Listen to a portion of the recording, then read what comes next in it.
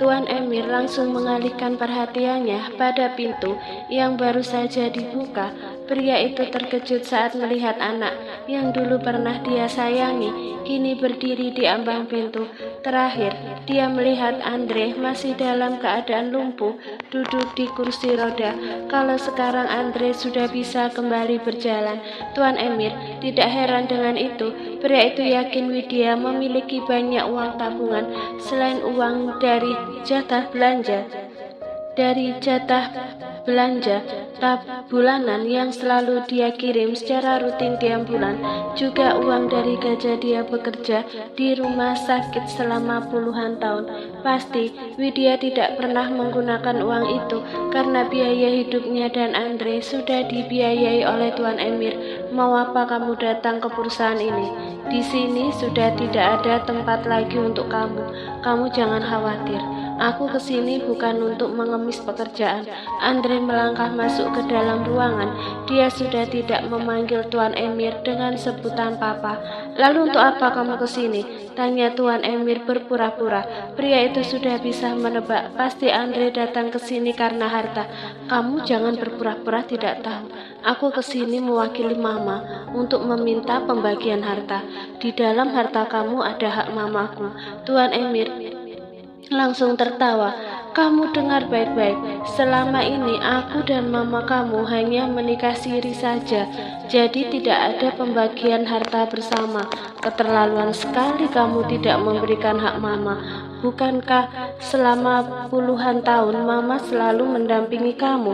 Kamu bisa sukses seperti ini juga karena mendapat dukungan dari mama. Andre, apa kamu lupa kalau saya punya istri sah? Mari selalu mendukungku sehingga aku bisa sukses seperti ini. Bukan mama kamu, wanita yang hidupnya penuh dengan kebohongan. Andre menggebrak meja, lalu tangannya mengibas di atas meja kerja Tuan Emir hingga vas bunga dan figura duduk yang ada di meja langsung jatuh ke lantai. Vas bunga yang terbuat dari bahan keramik itu langsung pecah, begitu juga dengan kaca di figura foto juga pecah. Tak lama waktu berselang, Teddy yang mendengar keributan langsung datang ke ruangan Tuan Emir. Tuan Andre, Teddy terkejut mendapati ruangan bosnya berantakan. Teddy segera panggil security, seret dia keluar dari perusahaan ini. Jangan pernah memberinya akses untuk masuk lagi, ucap Tuan Emir tegas. Baik Tuan. Teddy langsung menghubungi security. Sementara itu Andre terlihat menghampiri Tuan Emir dengan senyum menyeringai. Tangannya sudah mengepal kuat. Mau apa kamu, Andre? Andre tidak menjawab. Tangannya langsung mengambil ancang-ancang ingin memukul wajah Tuan Emir, tapi Teddy langsung menarik tubuh Andre hingga pria itu jatuh ke lantai keramik. Dua orang security datang ke ruangan Tuan Emir. Seret Andre keluar dari kantor ini. Jangan pernah kalian izinkan lagi dia masuk, ujar Teddy tegas. Andre terlihat meronta-ronta dibawa paksa keluar dari ruangan Tuan Emir. Saat berada di lobi, dia menjadi tontonan para karyawan yang ada di sana. Semua orang menatap heran pada Andre. Mereka saling bertanya-tanya, tapi tidak ada satupun yang tahu jawabannya. Andre keluar dari perusahaan Tuan Emir dengan perasaan dongkol. Dulu Darel yang dikeluarkan dari perusahaan oleh Tuan Emir karena sebab dirinya. Kini Andre juga merasakan hal yang sama, dan ini karena sebab mamanya. Bedanya, Darel keluar dari kantor dengan sikap lapang dada tanpa ada paksaan, sedangkan Andre dikeluarkan secara paksa oleh security. Kesannya terlihat sangat memalukan. Setelah masuk ke dalam mobil, Andre langsung melajukan mobilnya ke rutan untuk bertemu dengan Bu Widya, mamanya. 1 minggu berlalu, malam ini Alea sedang bersiap-siap di dalam kamarnya. Wanita itu mematuk dirinya di depan cermin untuk memberi sedikit riasan pada wajahnya. 1 jam lagi, acara resepsi pernikahan Firdaus dan Gea akan digelar di ballroom hotel bintang 5. Kenzo yang awalnya anteng di box bayi kini sudah mulai rewel. Anak itu sudah merasakan bosan di tempat tidurnya. Mas, coba kamu bawa Kenzo ke bawah. Di bawah pasti dia akan merasa senang karena banyak orang yang akan menemaninya. Alea, berbicara pada Darel tanpa menoleh ke arah pria itu. Dia hanya melihat suaminya melalui pantulan cermin saja. Iya sayang, sebentar lagi aku akan membawanya ke lantai bawah. Darel masih sibuk mengancing kemeja batiknya. Sesaat kemudian pintu kamar langsung dibuka oleh Siren. Anak kecil itu masuk ke dalam kamar sambil membawa tas kecilnya. Tas kecil itu berisi berbagai macam warna karet rambut dan jepit rambut bermotif buah dan bunga. Mama, Siren mau dikuncir rambutnya.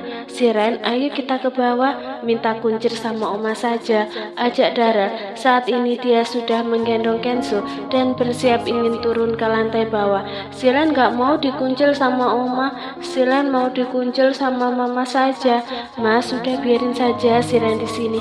Lebih baik kamu bawa Kenzo ke lantai bawah. Siren tidak mau rambutnya dikuncir Oma Yasmin karena Oma Yasmin hanya bisa kuncir satu, kuncir dua.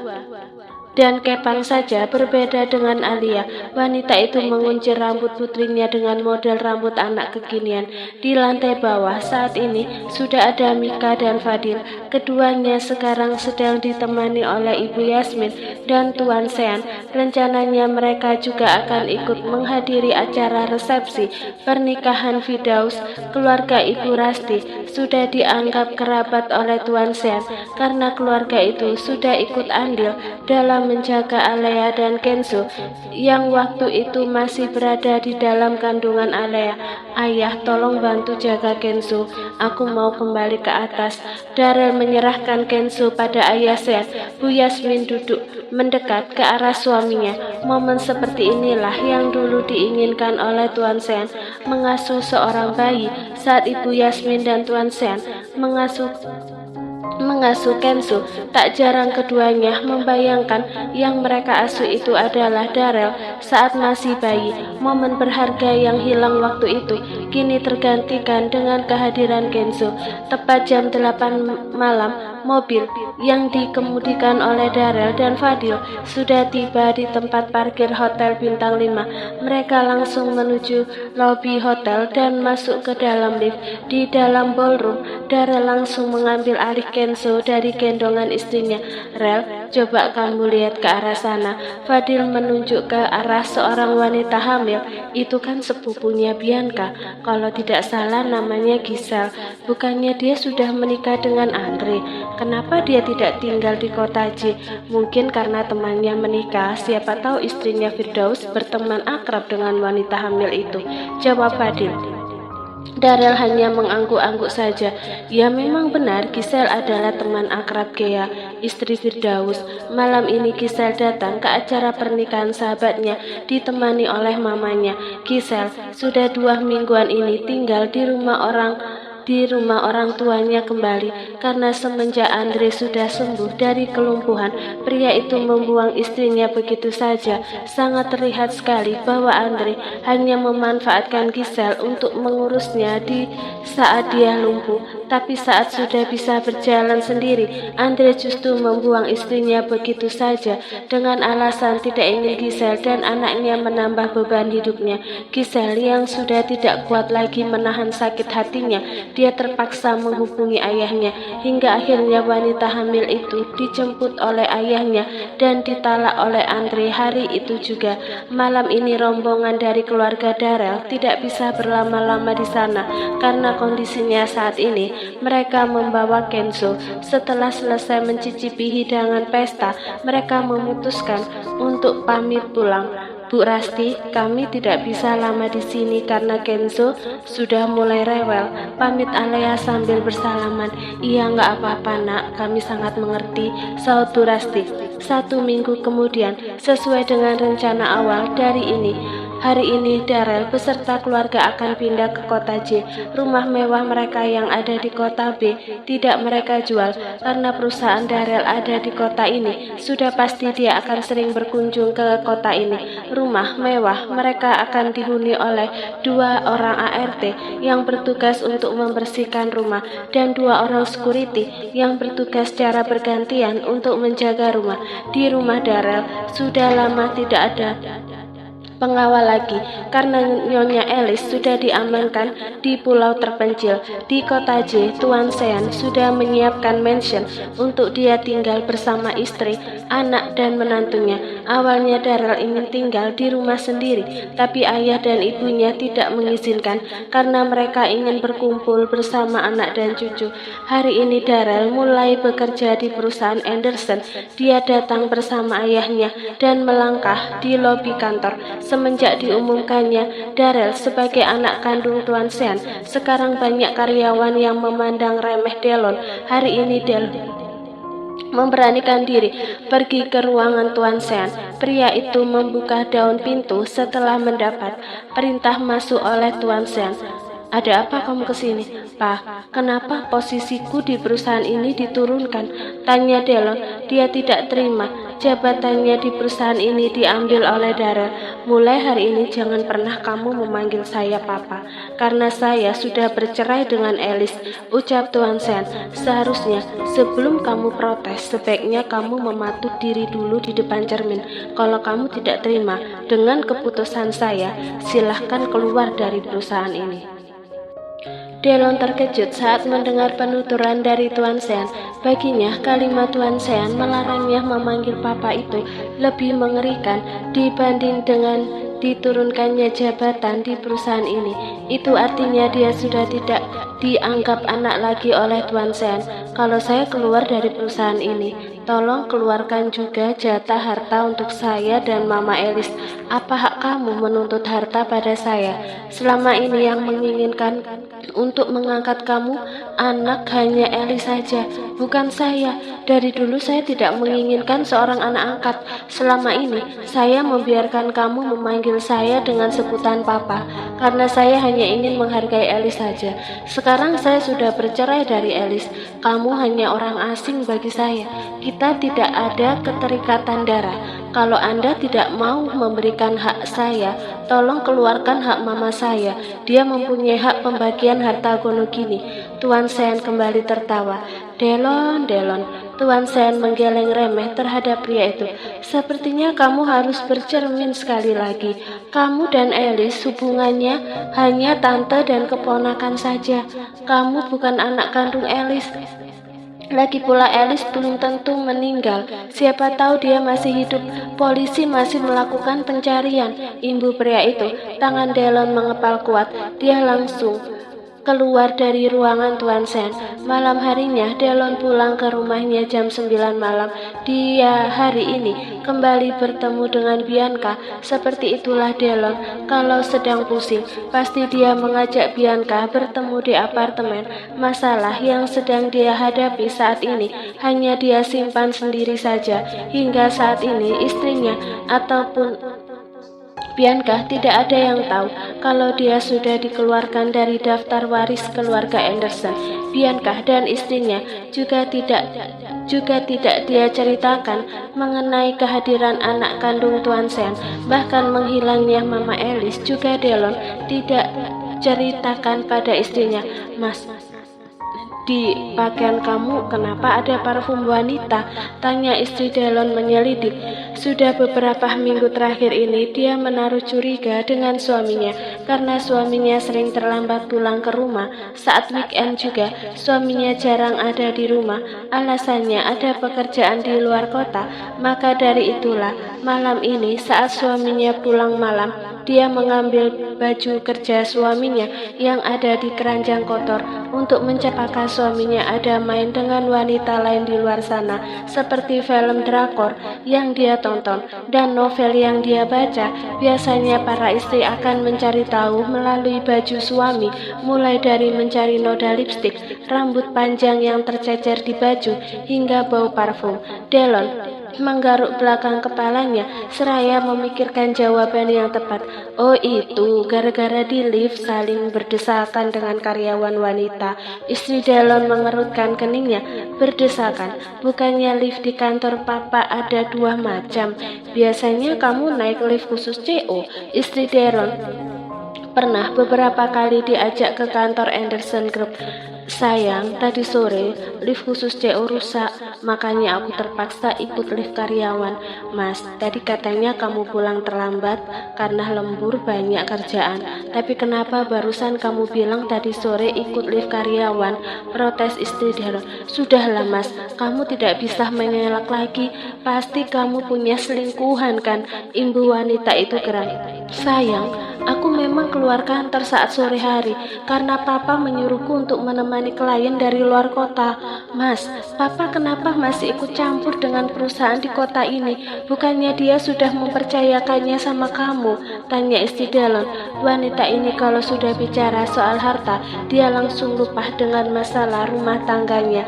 Meskipun papa tidak ada di sini, dia masih bisa memantau perusahaan. Mas, kapan sih papa Sean menyerahkan perusahaannya sama kamu? Kenapa kamu bertanya seperti itu? Bukankah dia saja masih hidup? Usai mengatakan itu, Darren langsung melangkah ke dalam kamar mandi. Aku tidak sebodoh yang kamu pikir, mas. Kamu pasti ada main dengan wanita lain di luar sana. Batin wanita itu, dia akan menyuruh orang untuk menyelidiki aktivitas suaminya di luar rumah. Sementara itu di rumah Bianca, Bu Siska, Mama Bianca melangkah ke arah kamar putrinya. Dia mengetuk kamar putrinya beberapa kali.